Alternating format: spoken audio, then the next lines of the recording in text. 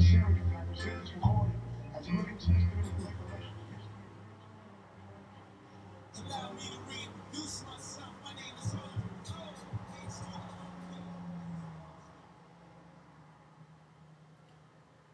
this presentation, I'm going to go over something called judicial interpretation, and I wanted to start this with, legally speaking, a sample of a remix of two copyrighted materials, one owning to, I believe, Rockefeller Records, and the other to a corporation called EMI, which had the rights of the Beatles album. And a DJ, a quote-unquote underground DJ from White Plains, New York, at the age of 26, had the novel idea of bringing these two pieces together and sampling them, and was met with the unpleasant legal order to cease and desist. There's a lot of mythology that surrounds this particular story, but as one of my favorite artists who's kind of become more mainstream over time, it highlights the difficulty of identifying what it is a judge is supposed to do. And so I wanted to just kind of introduce that idea, because everybody I talk to who's outside of the law, non-lawyers, always say the same thing. But aren't judges supposed to be neutral? Sometimes they say not political. There's a lot of phrases that non-lawyers use. And I've never met a lawyer who didn't think a judge was political. So I think I go back to this idea of you cannot be neutral on a moving train. In other words, if we live in a political environment and power is political, and judges are a part of that environment, then of course they're political. And it would be impossible for them not to be, just like it's impossible for you not to be political. And so I think this idea that somehow we forget that the human occupies the robe of a judge. It's like saying that a priest can't be immoral simply because they put on what I would call a costume, right? Judges put on a costume, priests put on a costume, police officers put on a costume. You can call that whatever you want, right? But we all wear a costume. So just because we take on a role doesn't mean we lose our humanity or we lose our political nature. And so I wanted to highlight some historical references to kind of bring this back to focus. So right before the Civil War, President James Buchanan, very similar to a president we have today actually, on the issue of slavery and whether black folk are considered persons, because that was an actual issue for the Supreme Court to decide in the case of Scott versus Sanford. Because if they're not persons, if they're not humans, then they aren't entitled to legal citizenship. So you can think about how that applies in immigration cases as well, for those of you doing that, and even in an equal pay case for gender issues, and poverty in that case.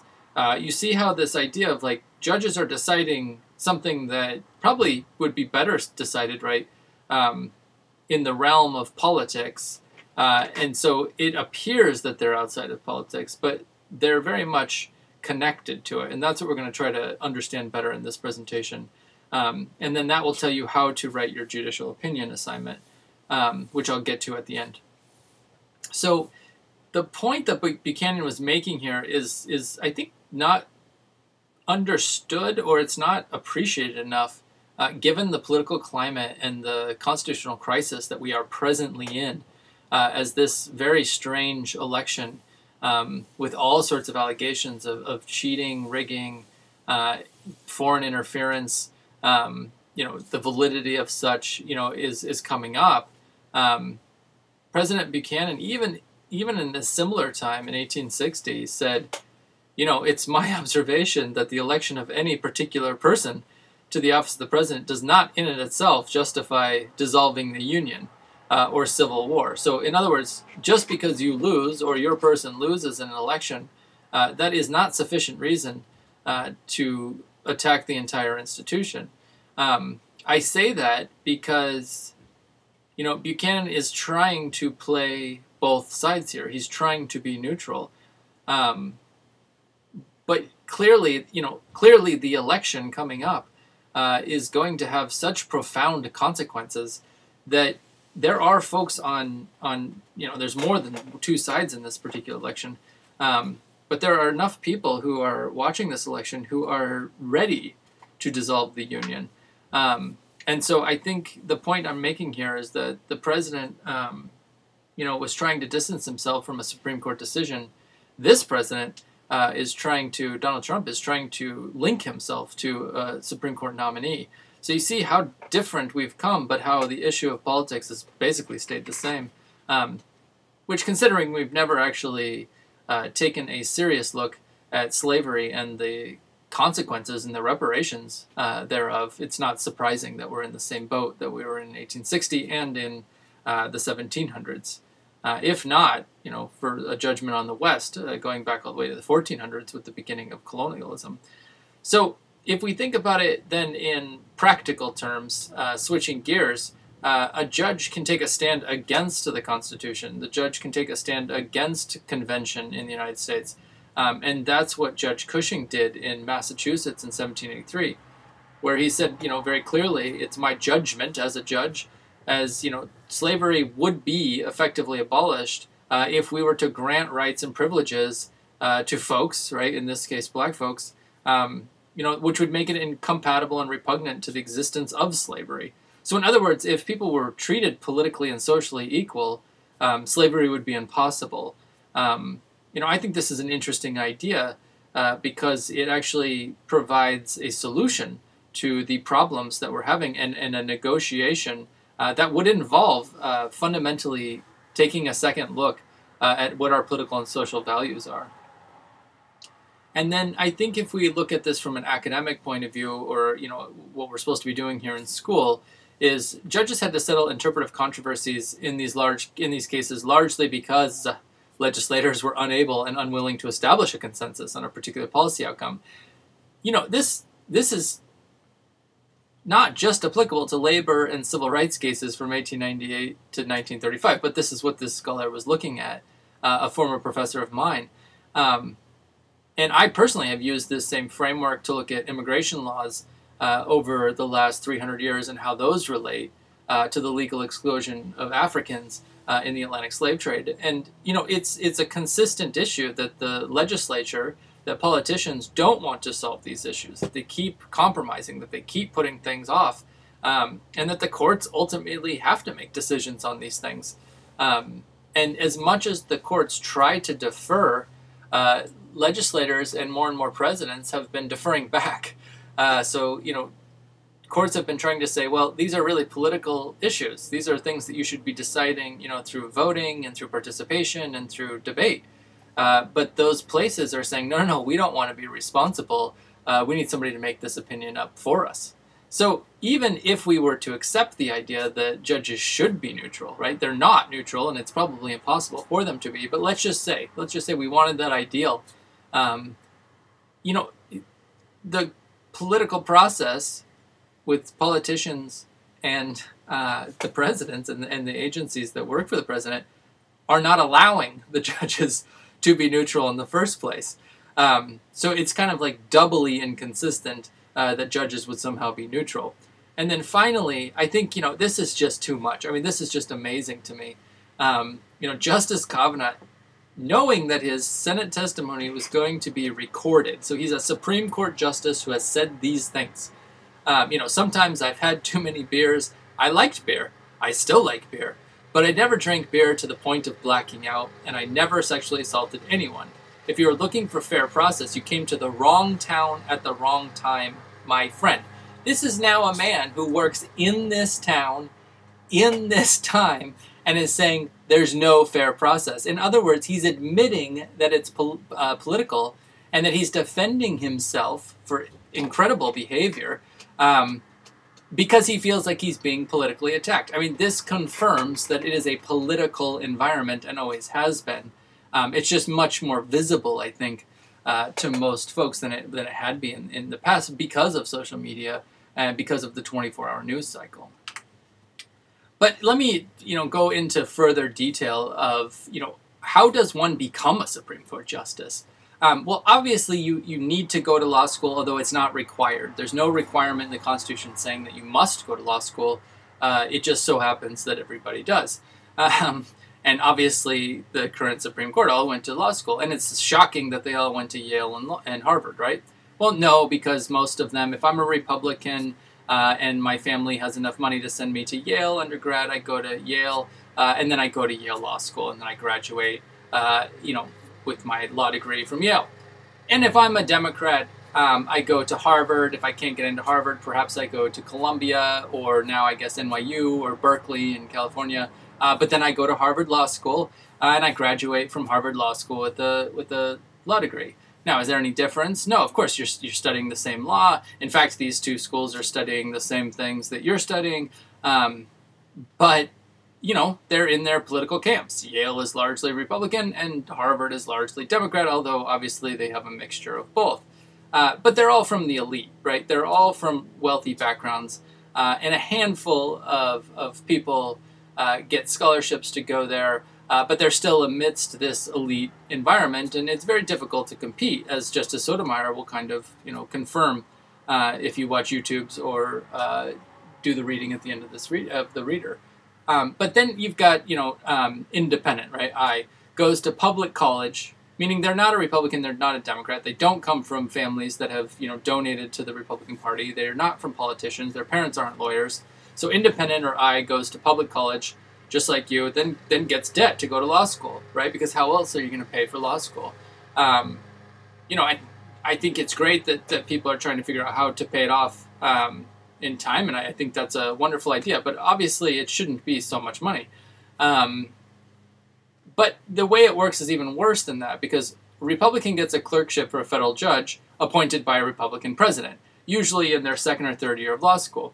The Democrat gets a clerkship for a federal judge appointed by a Democratic president, usually in their third or second year of law school. The independent works for a public interest law firm by applying and interviewing. Right? I mean, this is common sense. I thought this is how you get a job. No, not for these folks, right? The Republicans and Democrats who are in these parties and have these privileged positions, these jobs are prepared for them. And it's almost, when I was in law school, it was shocking just to watch how blatant and brazen they are about this.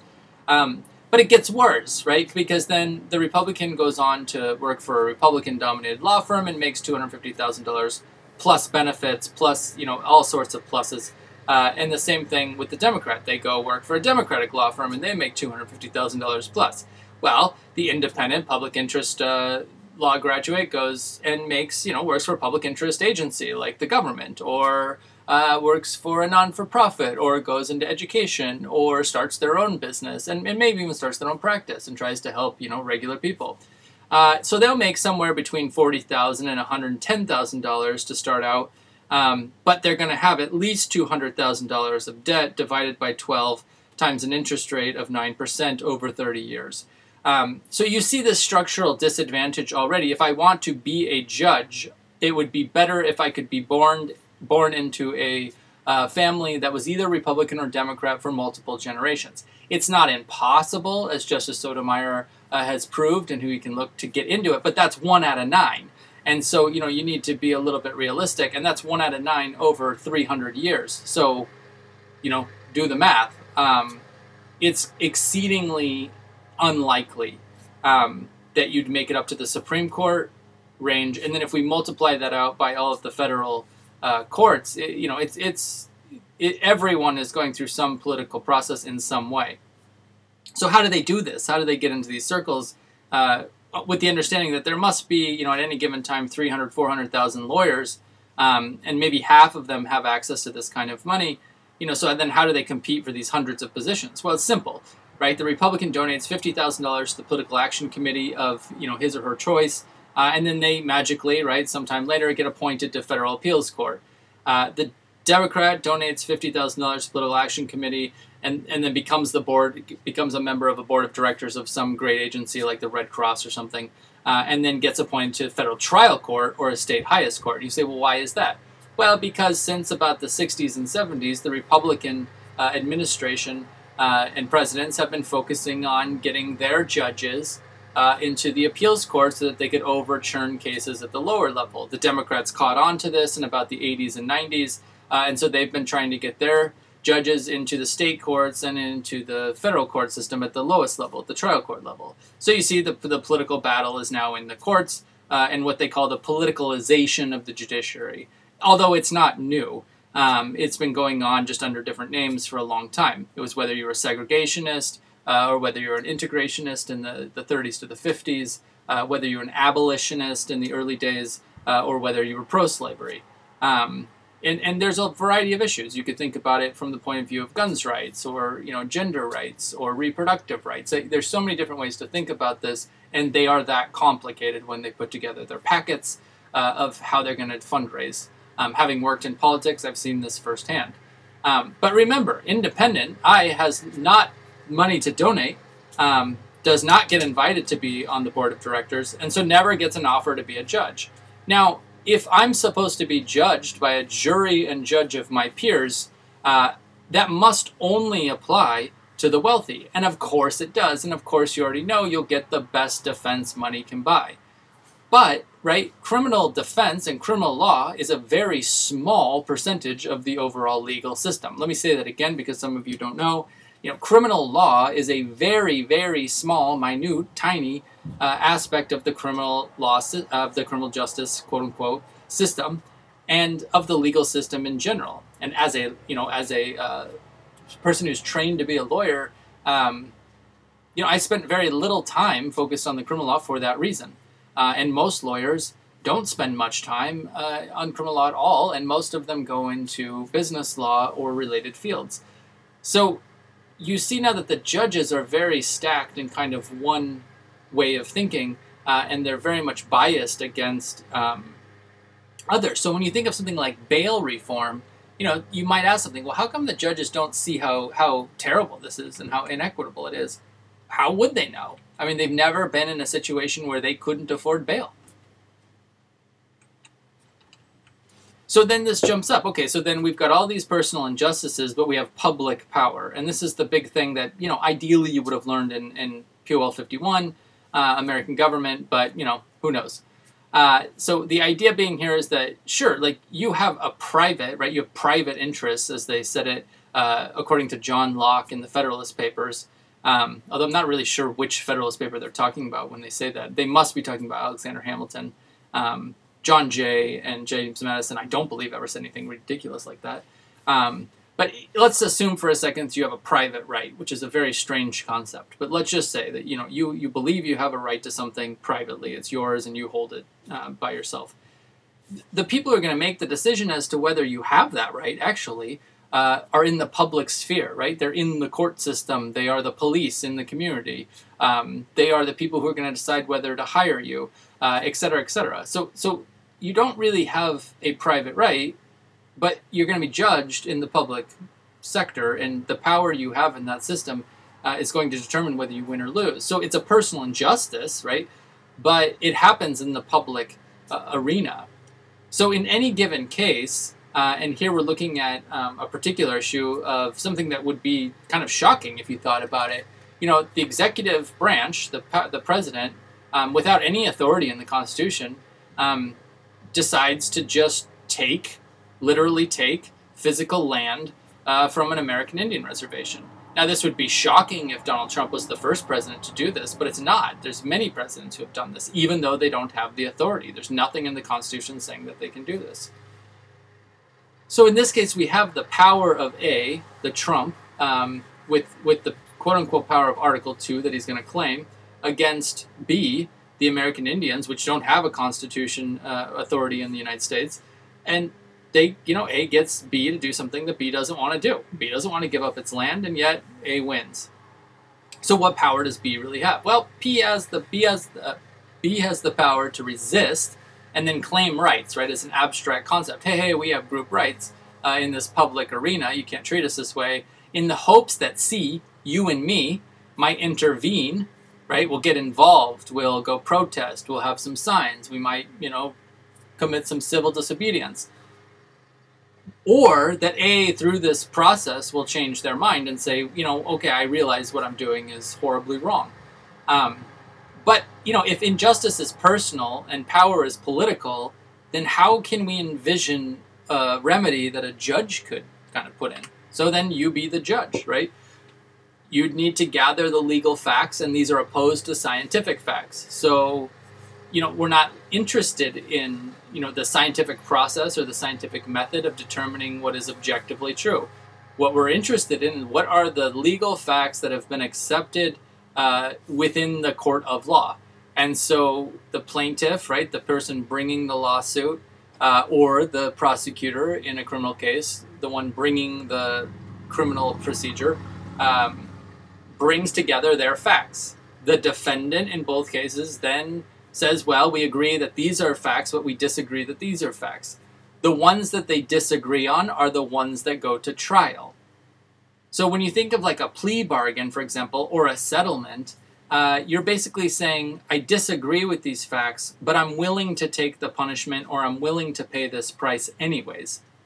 From a legal perspective, it doesn't seem like very smart. But if you don't have very much money, then I can see why you'd take this option. How are you going to pay for your defense and, challenging these legal facts otherwise? If you happen to have the money, or if you happen to find a gracious lawyer that takes your case for free, you'd push these legal facts and make a jury or a judge decide whether they are true in the sense of the court of law. Again, not in the sense of scientifically true. Nobody's going to come in with a laboratory or a trench coat, right, and say this is objectively correct, like the rule of gravity. But, they're going to decide whether there's support for the claim of the legal fact. Well, so this all operates, if you're the judge, within something called the rule of law, which is an ideology. It's a mental model of the Western tradition, meaning I can go to other parts of the world, and this is not how they resolve conflicts. This is how they resolve conflicts in what is called the West, right? From Greece to Rome, from Rome to the French, from the French to the English to the Germans to the Americans, right? And then whoever else decides that they want to be in part of this Western tradition. Places like Russia, right? They can't make up their mind. Some days they want to be like the West, other days they want to claim their own method of deciding things. Perfectly understandable, perfectly acceptable thing to do. But if you're a judge in America, you're likely to believe in this myth or this ideology. You're going to go with it. It's the story that you think matters. But probably more importantly, it's culturally consistent to believe in the story because you get social benefits for believing in the story and going along with this abstract idea called the rule of law. So much like a church, right? Or a synagogue or a mosque. If you were to walk in there and you suddenly say something like, well, I think you're all nuts. This doesn't make any sense. I've heard about this other idea. You should think about it. You're at the very least going to get, looks of people saying they disapprove. You might be harmed, right, physically, but you'd probably be asked to leave. So in other words, there's social costs to challenging the ideology of what everybody else thinks. And so that's likely how you're going to judge cases. One example that comes to mind, I was at a presentation a couple of years ago, and a appellate court judge, Democrat, got appointed by a Democratic president, said she knew that the three strikes law and the mandatory minimum sentences were racist and that they were intended to be racist. She said she was not racist, and then she said, however, I actually, if you look at my record, was one of the most, damaging judges. I sent the most people away, oftentimes young and Latino black men, to prison for the longest period of time for the least offenses.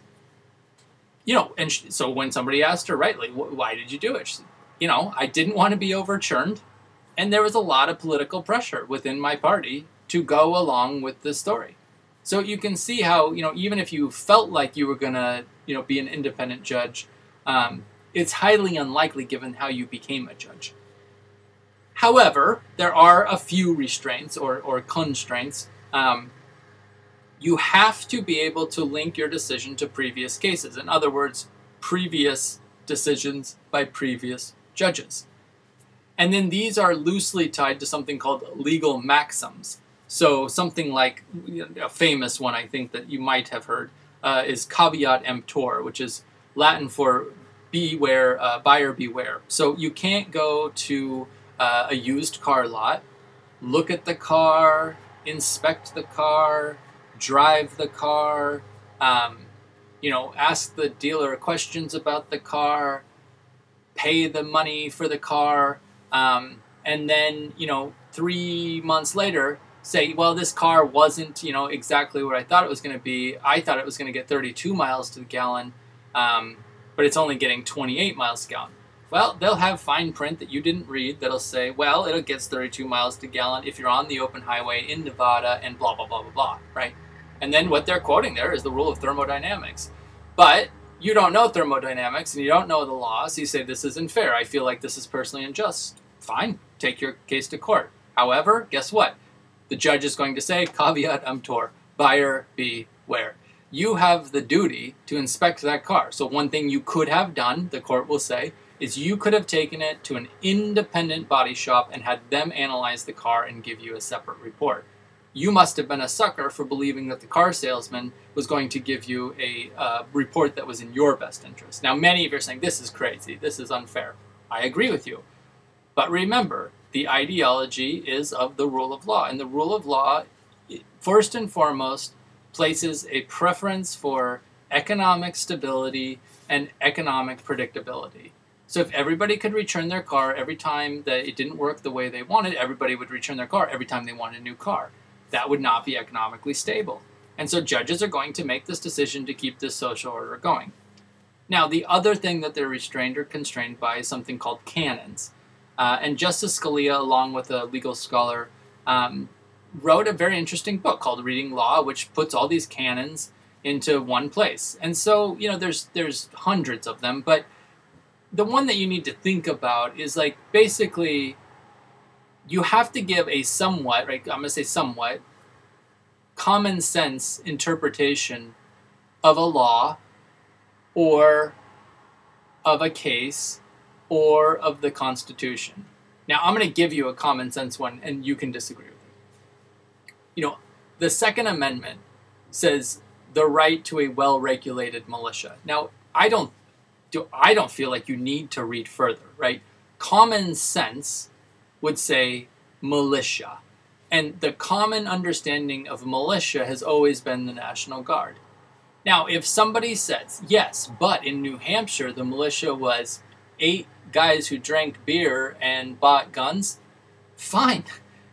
All you have to do is declare yourself a militia, and under the Second Amendment, apparently you have a right to bear arms. But again, it does not say anything about the right of the individual to possess a firearm. And I think this is where it's become political, is that certain people want it to say that. Well, fine, right? Rewrite it. But if you're a judge in the case, you have to stick with what it says, right? Another one would be the 14th Amendment, which says equal protection of the laws cannot be denied. Equal protection sounds pretty clear, right? Everybody gets equal protection of the law. If you didn't get equal protection, in other words, if somebody got treated differently based on race, nationality, origin, right, where you came from, your ethnicity, the language you speak, you can go a perceived disability, meaning that they thought you had a disability and so that they, put you off in a separate room or something. The list goes on and on. Then you didn't get equal protection of the laws. So the judge would have to follow that canon. Again, it's not political in this case, right? You're following the canons. These are the rules that the judges have set up. Now, they're political in the sense those are the rules that they set up and didn't set up other rules. But this is the only real restraint. Previous cases, legal maxims and canons. Again, all things within law. So you need to go to law school. You need to become a judge really or a legal scholar to really spend time understanding most of these. I could go on with a lot of res ipsa loquitur.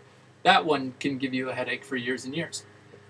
Chance of being overturned is probably more likely, right? I've heard judges say this a lot. They make decisions because they don't want the higher court to overturn them. Even within the Supreme Court, they don't want a vigorous dissent. So they're going to kind of tailor their decision to at least address the issues that the dissent is trying to make, or what's called a concurrence, the people who agree, but they agree with different reasons. So this process influences kind of even the decisions that you're going to make. they could also be impeached or removed for office. And so they don't want to mess with it. They want to be good, right? Quote unquote good. They want to follow the rules. They want to be perceived as being a good judge. And I think probably more likely than they'll admit, they don't want to be disliked, right? Who wants to be disliked? But they're not going to go out on a limb just to get fired, right? Or have people hate them or send them terrible letters. Which, if you go back and watch the Kavanaugh Senate hearings again, or these upcoming ones, you'll see that this comes out, right? I mean, most of the conversation is not about the law. It's not really about anything interesting to me. It's like a soap opera, right? You're watching like a reality TV show, basically. And, you know, they're all scared of getting their feelings hurt. Well, you know, I guess, right? If you're rich and famous, I guess this is hard for you. The other side of this is like, you know, judges come from places, right? So if you come from the Pacific Northwest, you're more likely to be influenced by those politics. If you come from New York City, like Justice Sotomayor or Justice Ginsburg, you're going to be influenced by those politics, meaning that you're going to see the world that way. If you come from Florida, then that's how you're going to see the world. But look at this map, right? This is the last election, you know, the in-between election of the presidential election. I mean, what? You know, what it means is the arrows going to the left are places that became more Democratic. The arrows going to the right are the ones that became Republican. I mean, this country is confused, right? I mean, I think that's what you see from this, is that one side is going way to the right, the other side is going way to the left. Nobody seems to be going towards each other, with maybe the exception of Oklahoma. So I think, you know, that's going to say a lot about the next judges. They're also going to be, you know, just as confused and just as inconsistent as the rest of the country. But now I want to give you, like, what is the job supposed to be, right? So if you were looking it up in the textbook, you know, they'll give you the pretty picture. I'm giving you, like, the bare bones, right? What actually happens, not what would be ideal in some magic kingdom. So the first thing you always have to think about is rule. What is the rule? What is the rule of the case? So famously, right, Brown versus Board of Education is the easy one to remember. Separate is never equal. That's the rule. Separate is never equal. That's why I made the reference to the Disabilities Act. If an institution or a person places you in a separate facility, that is not equal. That's a violation of the Equal Protection Law. That's the finding in Brown versus Board of Education. But then you have to apply the rule to the legal facts. Remember, you had to find those legal facts. You had to put those together, which means they're not the emotional facts. They're not the personal facts. They're not the scientific facts, right? They're the legal facts. This has this, you know, its own kind of idea, which is like it has to be tied to the law. And then the written decision is called a judicial opinion. So you're writing about the legal facts as they apply to the rule. You're writing about the legal facts as they apply to the rule. So it's probably helpful if you made a table, a chart, and on one side you had the facts, and on the other side you had the rule, so you can kind of see, like, how am I going to apply this rule to the facts? Now, if you think this is, like, uncommon, you know, I don't know for a fact, but I've been invited to a fair number of fashion shows and know a fair number of fashion designers, oddly enough, in New York City. They do something very similar, right? They look at the trends that are going on in the rest of the world. I would call that the rule, right? This is the rule of fashion for this upcoming season. They then apply that rule to the different styles that they want to kind of make or sell, right? And then they make that garment, and then they promote it as such. You know, I could probably keep doing this, right? There's probably lots of places where this occurs. But you get the idea, right? That you take this accepted standard or principle within this community and you apply it to the facts as they relate to that standard. So again, that's the written decision called a judicial opinion, right? It's not your opinion, it's not your personal opinion, it's not an abstract opinion, it's a judicial opinion. Fancy way for saying a decision. Constitution is the supreme law of the land, and yet, right, that's up for debate, I guess. As a judge, you're supposed to be the supreme interpreter, right? So Justice John Marshall established this idea early on in the Republic. But, you know, it's, again, these two ideas are controversial today. These were accepted standards for the most part for at least the first 30 years of the country. And then you have to think about how will the ruling affect the rule that you were using, and then how that rule is going to affect future cases. So I want to give you two ideas. Justice John Marshall established the foundation for this power. And, you know, it's basically simple, right? He said, you must never forget this is a constitution we're interpreting or confounding. The idea being that this was a document that was negotiated by different political parties for different political interests, most notably those who were for slavery and didn't think that Africans were people, and those for against slavery and who, yes, thought that we were all equal. So the document itself is imperfect, and it's a political compromise. So that thing cannot be easily interpreted. You have to interpret it with that consideration, and then you're going to have to take a position. You can't be neutral. And Cardozo, you know, a very interesting judge in 1921, said, you know, it's even more complicated than that, in his opinion, that the judge must balance all the ingredients, their philosophy, their logic, their analogies, their history, their customs, their sense of right, and all the rest. In other words, you're a human being. You have to think about it as a human being. You're not a robot. You're not an algorithm. And you're going to be biased. And so you have to apply that bias and, you know, apply that to the law and be as kind of wise as you can about it, right? Discern where you might be being biased. I mean, it would be insane for me to say I'm not a white man, right? I'm a white man. I grew up in a white culture. I understand that culture. That doesn't mean that I should apply that, you know, moral position or that universal norm or, you know, that kind of point of view to every single issue that comes before me. And I think that's what a judge can do, is they don't have to be discriminatory. They don't have to be racist. They don't have to be a supremacist. You can step out of that role and see the world from somebody else's position and then try to, this is what you're trying to learn how to do, is try to take that and compare it from multiple points of view and see, is there some principle, like we are all created equal, that we can apply to this case? You know, it doesn't mean they're going to do it, right? You just as easily be a white supremacist fascist and apply your position and make your judgment that way. Or you could be a radical revolutionary and apply your position that way.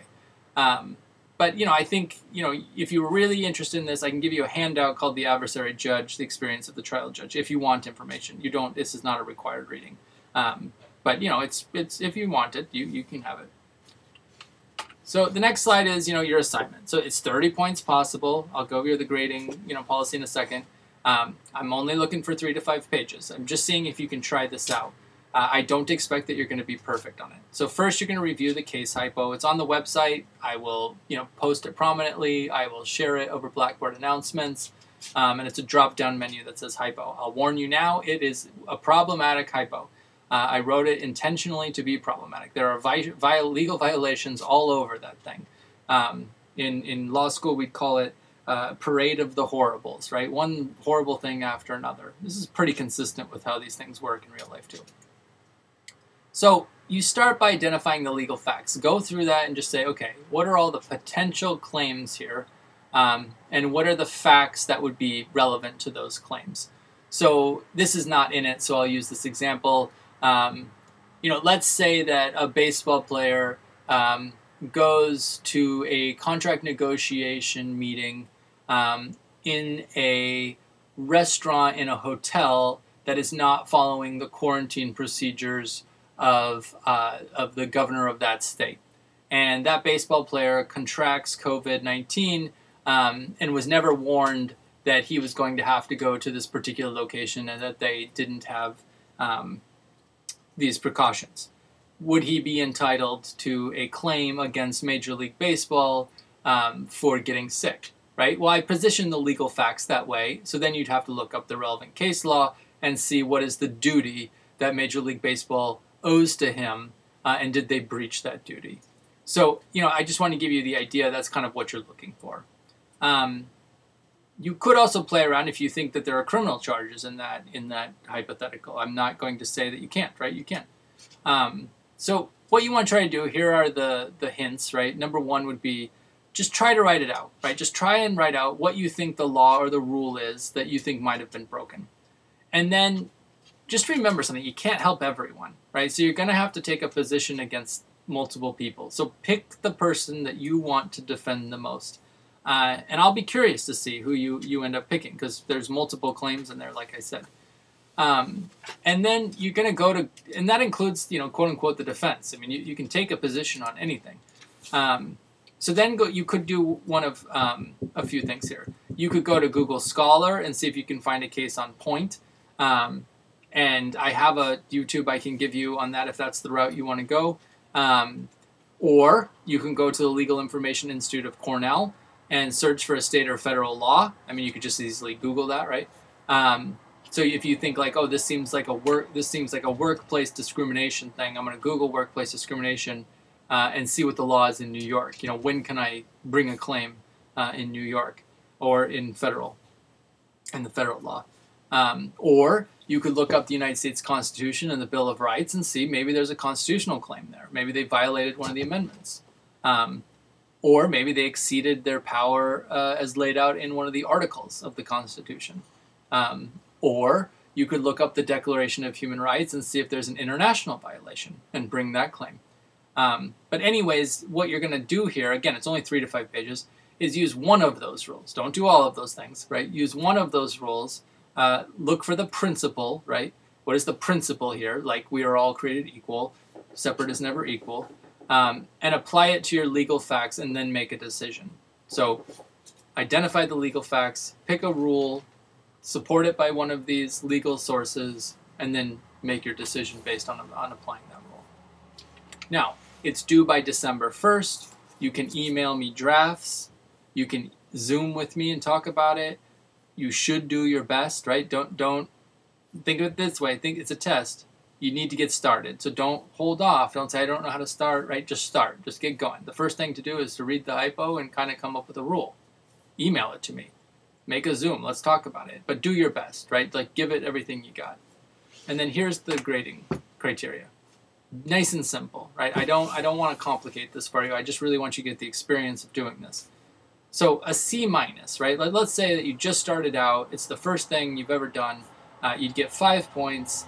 And I'd say, look, you need to revise this. A C minus isn't going to cut it. Now you can choose, hey, I don't want to revise it. I'll take my 5 points. Or you can try to get better. You can get a 15, 22, or a 30. So what are the problems going to be? Look, you probably didn't follow the instructions. That's number one. Some young people and some older people have a really hard time with following instructions, I've noticed. So, as somebody trained to be a lawyer, we follow every detail of instructions. I just noticed that lots of people read something and then they forget what the instructions were, even some of my colleagues. So, read the instructions again and follow the instructions. Watch this video more than once. And again, get started, right? I think it'd be hard to get a 5 or a C minus because that means you had failed to communicate or you just gave up, right? Because I'm trying to help you. In my perfect world, everybody would get 30. So let's jump to 15 then. A B minus would be, look, it's adequate. You did an okay job. You did the job. You followed the instructions. But you didn't use abduction or legal reasoning. You used induction or something you probably learned in like an English 12 or English 24 class. A perfectly fine thing to do in English. But this isn't an English paper. This isn't a sociology paper. This is a legal paper. You're in a legal class, right? So you have to learn how to do legal writing. So you probably struggled with the rule, right? That's where you probably had a hard time. And so your legal facts were vague because you weren't able to make that connection. And then you're just going to keep struggling, right? Because you'd started off on the wrong foot. And so you're going to give me what's called anecdotal reasoning. Oftentimes it's like, well, my uncle, he said that, when he was a cop, this is what happened. Well, that doesn't mean it happened to all cops. That happened to your uncle, and that's about all we can say about it. Or you'll say it's normative. You'll say, well, this is the way it should be. Well, maybe, and that'd be lovely for a philosophy paper. But judges don't write about the way the world should be. They write about the way the world is. And again, I think it's lovely. You should be writing philosophy papers. But this is a legal writing assignment, and I have to see whether you can do this because this is something you're going to have to do later on. An A minus would be almost there. You almost got it, right? You were so close. But you used faulty logic, meaning you used deduction instead of abduction. What you said is, here's the rule, and I'm going to apply the rule to the facts. But you struggled because it wasn't a logical connection. So you were so close, right? You thought you were doing the right thing. So I think a lot of times this is like a sociology paper or an anthropology paper or even a political science paper where you say, well, the court said this. Right, but you're appealing to a higher logic than that, right? You're not doing what everyone else did, although that could be true. You could say, this is logically consistent and this is why the court has always done this. But I doubt it, right? Because I've just explained to you the court is political, and so it wouldn't match up that way. So it would need to match the moment, as Justice Kavanaugh said.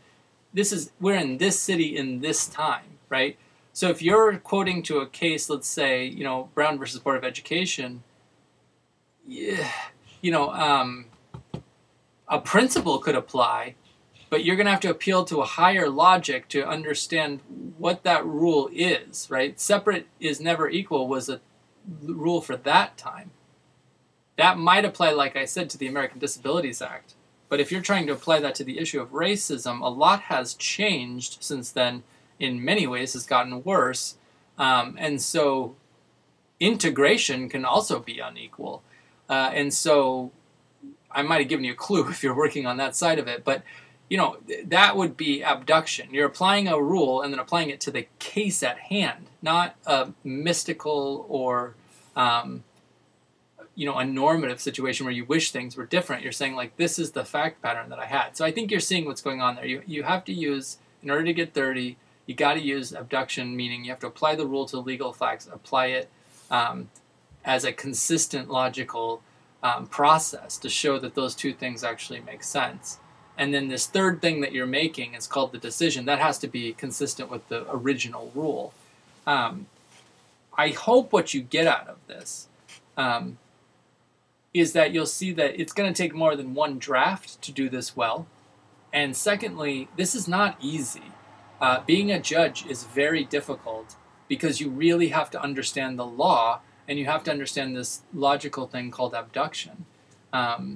So I hope I would now just make a statement which would say the fact that our judiciary has become so political and pretending not to be political is not a good sign if you're interested in conflict resolution. I think there are other ways of resolving conflicts other than the Western legal system. I've seen them myself. One idea would be restorative justice. But there's a lot of different ways that a lot of different cultures are able to resolve conflicts without a gavel, robes, and tables and chairs. So I think, it's something to think about.